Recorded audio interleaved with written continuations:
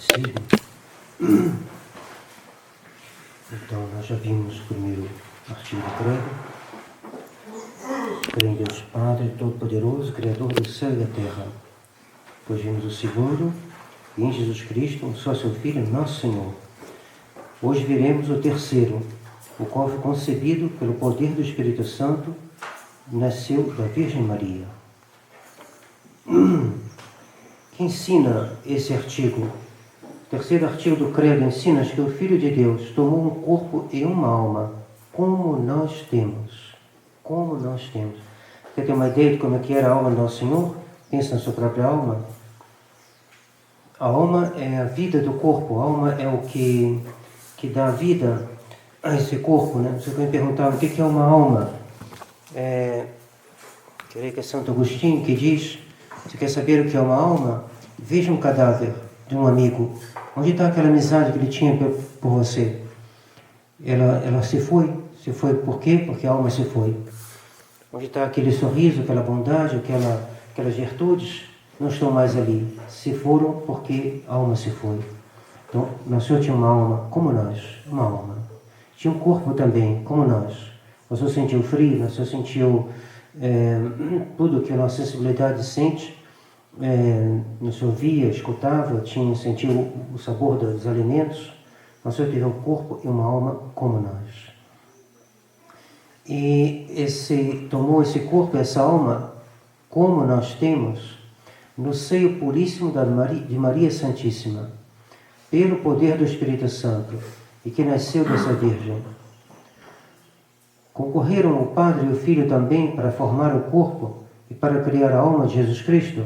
Sim, para formar o corpo e para criar a alma de Jesus Cristo, concorreram todas as três pessoas divinas. Tudo que é feito fora da Trindade é comum aos três.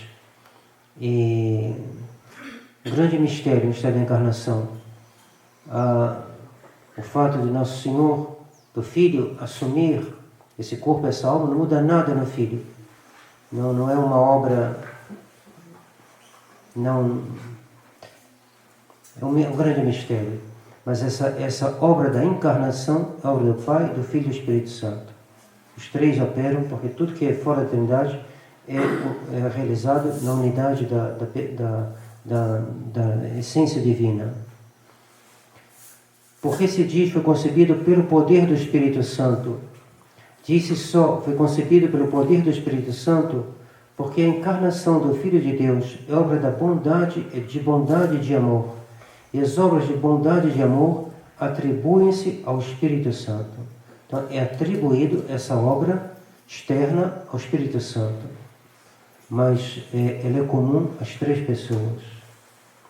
Mistério da Trindade. Nós estamos lendo um livro de São Bernardo, no refeitório, onde ele se estende sobre a questão da Trindade e conclui, é um mistério. É um mistério que nossa inteligência deve humildemente se inclinar e adorar e crer. Crer porque Deus, verdade infalível, não nos comunicou. Tem algumas coisas que a gente pode entender na Trindade, mas a gente fica muito longe de compreender o mistério. É um grande mistério. Fazendo-se homem, deixou o Filho de ser Deus? O Filho de Deus, fazendo-se homem, não deixou de ser Deus. Então, Jesus Cristo é Deus e homem ao mesmo tempo? Sim, o Filho de Deus encarnado, isto é, Jesus Cristo, é Deus e homem ao mesmo tempo. Perfeito Deus e perfeito homem. Perfeito Deus e perfeito homem. Às vezes, a gente pode, sublinhar um ponto só e esquecer o outro. Não, tem que se lembrar, Nosso Senhor é perfeito Deus e perfeito homem. O progressismo tende a ver Nosso Senhor unicamente a sua humanidade. Não pode. Mas o extremo oposto também é errado. Tem que ver Nosso Senhor que Ele é perfeito Deus e perfeito homem. Há então em Jesus Cristo duas naturezas? Sim, Jesus Cristo, que é Deus e homem, há duas naturezas, natureza divina e natureza humana. E haverá também em Jesus Cristo duas pessoas, a pessoa divina e a pessoa humana? Não. no Filho do Homem feito, no Filho de Deus feito homem, há uma só pessoa que é divina. Grande, grande mistério. Nosso Senhor é uma pessoa só. Ele tem duas naturezas. A natureza divina, que ele a possui igualmente com o Pai e o Espírito Santo, e depois ele tem uma natureza humana, que pertence só a ele. Grande, grande mistério. Isso não introduz em Deus uma divisão, uma composição, uma alteração, não. Grande, grande mistério, que ultrapassa tudo que nós deve ser a ter o que está revelado, o que a Igreja ensina. E, como dizia Bossuet, aquilo que você entende, agradeça a Deus. Aquilo que você não entende, adore. Você vai adorar aquilo que nós não entendemos. Nós reconhecemos que Deus está acima de nós. Quantas vontades há em Jesus Cristo? Jesus Cristo há duas vontades, uma divina e outra humana. Houve um herege que queria negar essa dualidade de vontades, dizendo, não, Nosso Senhor tem uma vontade só, só tem a vontade divina. Não, Nosso Senhor é um homem perfeito, e tem vontade como nós. E essa vontade teve que carregar a obra da redenção com um esforço que é próprio da nossa vontade quando a gente quer fazer algo difícil. Nosso Senhor teve uma vontade que é incompreensível para nós, uma vontade quase infinita de querer nossa salvação, e porque Ele queria nossa salvação, porque Ele nos amava com sua vontade humana também, essa vontade humana aceitou a morte na cruz. Mas foi bem difícil. Pai, se possível, afaste esse cálice, mas não seja feita a minha vontade, mas a vossa. A vontade humana do Senhor abraçou a cruz e sofreu com esse peso. Pai, se possível, que esse cálice seja afastado, mas não seja feita a minha vontade, mas a vossa. Não havia oposição, mas havia, meu Senhor, não foi coisa fácil. Jesus Cristo tinha vontade livre. Sim, Jesus Cristo tinha vontade livre, mas não podia fazer o mal, porque poder fazer o mal é defeito e não perfeição da liberdade. Grave, grave assunto, tão mal compreendido pelo mundo moderno. O moderno pensa que fazer o bem ou o mal é essencial à liberdade. E que, portanto, o homem afirma melhor a sua liberdade, fazendo ora bem, ora mal, ora bem, ora mal, e fazendo, no fundo, o que ele quer. Assim que ele se manifesta a sua liberdade. Gravíssimo erro, gravíssimo erro. No moderno morre por causa desse desejo desordenado de uma falsa liberdade. Desejo de uma falsa liberdade, simplesmente. Em 68, quando os comunistas fizeram uma revolta nas universidades francesas, em Paris e outros lugares da França, eles botavam um cartaz dizendo: é proibido proibir. Proibido proibir. Liberdade total. E tinha aqui no Brasil um homem que era da Permanência, que era amigo do Corsão, Fernando Carneiro. Ele foi ver o Corsão e falou: Corsão, ele estava assim, chocadíssimo, que houve uma revolta enorme dos estudantes, eles arrebentaram com as ruas, arrebentaram as lojas, né? Confusão danada em Paris, fizeram barricadas, atacaram a polícia, uma coisa assim espantosa, um movimento assim, um incêndio das universidades. Então ele foi ver o Corsão e falou: Corsão, você já imaginou o que seria uma França comunista? Pois bem, eu hoje de manhã, na comunhão, eu ofereci minha vida pela França. E 2 meses depois morria de um ataque de coração. Estava bem, era um escritor, pai de família, e casado, com filhos, e ele ofereceu a vida pela França. Por quê? Porque essa liberdade mal compreendida, liberdade voluntariamente mal compreendida. Jesus Cristo tinha vontade livre? Sim, Jesus Cristo tinha vontade livre, mas não podia fazer o mal, porque poder fazer o mal é defeito e não perfeição da liberdade, é defeito. Mancar é o próprio de quem tem perna? Não. Mancar é o próprio de quem tem uma perna torta. Aí ele manca. Então, cair no chão é próprio de quem tem perna? Não. É próprio de quem anda? Não. É próprio de quem anda mal. que presta atenção não cai, ou então cai raramente. Mas é um defeito. Poder tropeçar é um defeito. A pé não foi feita para a gente poder tropeçar, foi feita para andar. A liberdade foi feita para abraçar o bem, e não para abraçar o mal.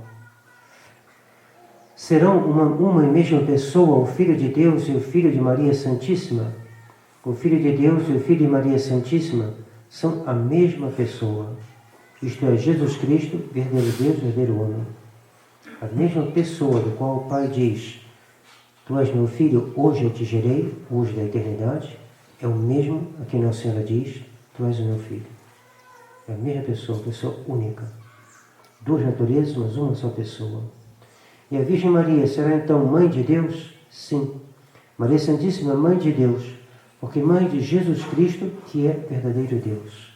A senhora não é Mãe da divindade, ela não está, foi ela que, possível, ela não é Deus, mas ela é Mãe de Jesus Cristo, que é Deus. Jesus Cristo, tendo a natureza humana e tendo a natureza divina, tendo uma só pessoa, quem é Mãe da natureza humana de Nosso Senhor, é Mãe de Nosso Senhor. Ó, Nosso Senhor é Deus, então ela é Mãe de Deus. Na verdade, foi atacada também por Nestório, que negou, falando que não pode chamar Nossa Senhora de Mãe de Deus. Ele foi reunido um concílio em Éfeso, e Nestório foi condenado. E quando terminou o concílio, pelo que eu me lembro, assim, mais ou menos, é um porto, e no porto e na cidade toda, estão todos com tochas para aclamar, né, quando eles souberam que o concílio tinha decidido. Estavam tão alegres, o povo, né, sempre exuberante, que pegaram os bispos, botaram nas costas assim, saíram em triunfo, cantando e uma festa, né, como o povo gosta. Então, para Nossa Senhora, Mãe de Deus, Theotokos em grego. De que maneira veio Maria a ser a Mãe de Jesus Cristo? Maria veio a ser a Mãe de Jesus Cristo unicamente por virtude do Espírito Santo. É de fé que Maria foi sempre virgem? Sim, é de fé que Maria Santíssima foi sempre virgem e é chamada a Virgem por excelência. Modernistas botaram em dúvida a virgindade de Maria, como os protestantes fazem também. É de fé que Maria foi sempre virgem. Antes, durante e depois do parto e a vida toda, Maria é a Virgem por excelência. Sempre virgem. Bom, esse artigo é curtinho, já terminamos. Vamos só abordar o seguinte. Não vamos terminar, vamos só abordá-lo no começo. Então, quarto artigo do credo: padeceu sob o poder de Pôncio Pilatos, foi crucificado, morto, sepultado. O quarto artigo ensina-nos que Jesus Cristo, para remir o mundo com seu precioso sangue, padeceu sob Pôncio Pilatos, governador da Judeia, e morreu no madeiro da cruz, do qual foi descido e no fim sepultado. O que quer dizer a palavra padeceu? A palavra padeceu exprime todo o sofrimento suportado por Jesus Cristo na sua paixão. Padeceu. Em latim, patere. Em francês, patir. Então, padeceu. Suportar, padecer. Exprime, então, todos os sofrimentos suportados por Jesus Cristo na sua paixão.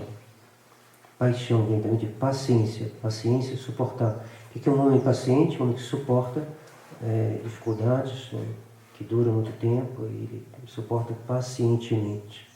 Paixão, paciência, padecer. Padeceu Jesus Cristo enquanto Deus ou enquanto homem? Jesus Cristo padeceu enquanto homem somente, porque enquanto Deus não podia padecer nem morrer. Que espécie de suplício era o da cruz? O suplício da cruz era, naqueles tempos, o mais cruel e o mais ignominioso de todos os suplícios. Era o mais vergonhoso. Você suportou uma vergonha inacreditável. E a gente até nem ousa dizer tudo que ele sofreu de vergonha, porque ultrapassa a nossa compreensão o Senhor morreu provavelmente nu, e vergonha, coberto pelo seu sangue, o sangue foi seu vestimento, mas eu penso ao menos São Luís de Montfort, a gente não tem uma certeza absoluta, me parece, mas é uma coisa assim, o Senhor aceitou ser o homem tratado da maneira mais vergonhosa, não só mais dolorosa, mas mais vergonhosa que se pode imaginar. Isso por causa dos nossos pecados. A gente deve ser muito delicado de consciência, e quando a gente peca, isso confessar. Porque nossos pecados causaram essa... Isso que a gente diz, o Senhor pegou o último lugar. E foi para o último lugar. Tinha alguma coisa mais vergonhosa, ele aceitou. Vergonhosa sem ferir a virtude. Né? Quem foi que condenou Jesus Cristo a ser crucificado? Quem condenou Jesus Cristo a ser crucificado foi Pôncio Pilatos, governador da Judeia, o qual, no entanto, reconhecera a sua inocência, mas cedeu covardemente às ameaças dos judeus. Ele foi covarde, mas nós também, quantas vezes fomos covardes? Ele foi covarde em situação bem difícil para ele, mas foi covarde. Difícil por quê? Porque os judeus disseram, se você não crucifixa, não condena a morte, pois bem, ele se faz de rei, então o senhor não é amigo de César. E os judeus eram, eles iam correndo lá a Roma, mandavam emissários para acusar Pôncio Pilatos ao César. César, que na época era Tibério, não sei, acho que era Tibério. E os imperadores eram muito zelosos, assim, de alguém querendo tomar o meu lugar. Uma coisa grave, né? Querer tomar o lugar daquele que tem autoridade. Então, Pôncio Pilatos ficou com medo. Eles vão lá, vão dizer que eu estou adulando, estou incitando, estou apoiando alguém que quer se fazer rei no lugar de César. E via que não era. Ele sabia muito bem que uma calúnia podia ser muito bem feita e ficar ruim para ele. Isso justifica o que ele fez? Claro que não. Agiu covardemente. Mas daí teve olhar e falou assim, e eu? Teve momentos em que, quantas vezes eu, para guardar a face, guardar as aparências, não ser acusado, eu fui covarde. Joguei a culpa para o outro. Não fui eu não, foi ele. A culpa não é minha não, a culpa é dele. Então, Pilatos lavou as mãos e falou, a culpa é dos judeus. O catecismo diz que não, a culpa foi dele. Cedeu covardemente às ameaças dos judeus. Por isso que exercer um cargo, tem que rezar pelas pessoas que têm um cargo, exercer um cargo não é fácil. Porque Pilatos corria ali o risco de ser denunciado, caluniado e morto. Morto, tirado dali, e ele teve medo. E todo mundo que tem um cargo importante corre sempre esse perigo. Eu tenho que rezar para as pessoas porque não é fácil. Não poderia livrar-se Jesus Cristo das mãos dos judeus ou de Pilatos? Sim, Jesus Cristo podia livrar-se das mãos dos judeus ou de Pilatos. Mas conhecendo que a vontade de seu eterno Padre era que ele padecesse e morresse pela nossa salvação, submeteu-se voluntariamente e até saiu ao encontro de seus inimigos. Deixou-se espontaneamente prender e conduzir à morte. Nossa Senhora ali no Jardim das Oliveiras. Judas não tinha chegado ainda, podia com os apóstolos sair do Monte das Oliveiras, entrar no deserto que está ao lado de Jerusalém, pegar um daqueles caminhos que ele sabia, era noite, se pôr dentro de uma caverna e acabou. Ninguém encontrava ele. E ele fez isso? Não. Ele deixou-se espontaneamente prender e conduzir à morte. Onde Jesus Cristo foi crucificado? Sobre o Monte Calvário. O que fez Jesus Cristo na cruz? Orou pelos seus inimigos, deu por mãe ao discípulo São João, e na pessoa dele a todos nós, e sua mesma mãe, Maria Santíssima, que deu por mãe sua mãe, nos deu por mãe a sua mãe, ofereceu a sua morte em sacrifício, o verdadeiro sacrifício, satisfez a justiça de Deus, sacrifício então chamado propiciatório, porque se satisfez pelos nossos pecados. Por isso, nossos pecados têm perdão? Tem, porque não Senhor morreu por nós. Qualquer pecado que a pessoa faz, se ele está arrependido e vai no confessionário e recebe a absolvição, a paixão de nosso Senhor Jesus Cristo paga a dívida do seu pecado. Agora você fala, não, eu não pequei, não existe mais pecado, acabou, ele não está perdoado. Não está perdoado. Ele fala, não quero me confessar, porque eu me confesso a Deus, não está perdoado. Mas se ele está realmente contrito, com intenção de se confessar, pode acontecer, se a contrição for perfeita, se ela for perfeita, se estiver unida à intenção de se confessar, Deus, se é perfeito, ele está perdoado. Está perdoado por causa da paixão do nosso Senhor. Fora isso, não tem jeito. Por quê? Porque o pecado é uma ofensa de infinita. O pecado é uma ofensa feita a alguém. E a ofensa se mede pela dignidade da pessoa ofendida. Ora, Deus tem uma dignidade infinita, o pecado tem uma gravidade infinita. Ora, se o pecado é uma gravidade infinita, como é que o homem pode reparar? O homem é incapaz. O homem sendo finito não pode reparar uma ofensa infinita. Então não tinha jeito.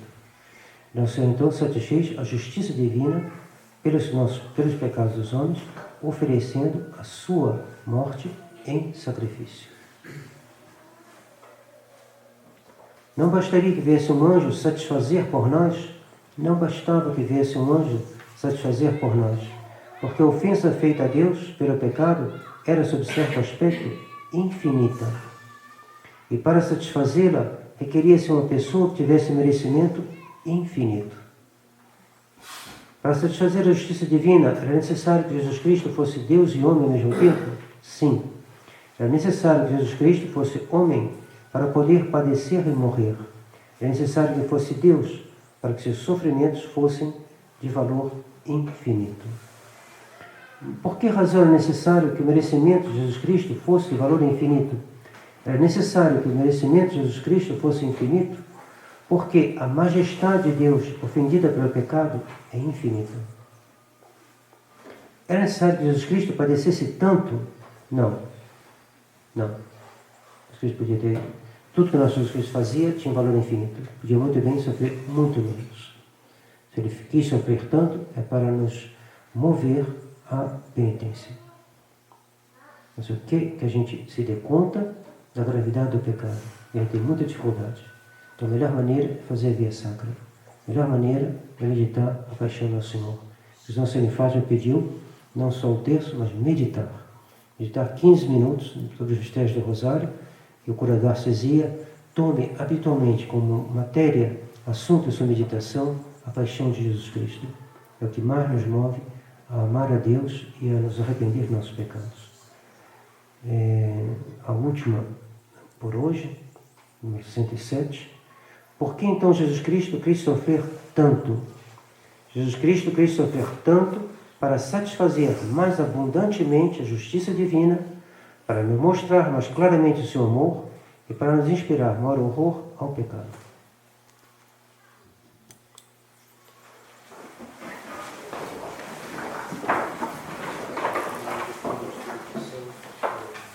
Ave Maria, cheia de graça, Ele é convosco, bendita sois vós entre as mulheres, e bendito é o fruto do vosso ventre, Jesus. Santa Maria, Mãe de Deus, rogai por nós, pecadores, agora e na hora de nossa morte. Amém. São Pedro, Rogai por nós. Pai do Filho e do Espírito Santo.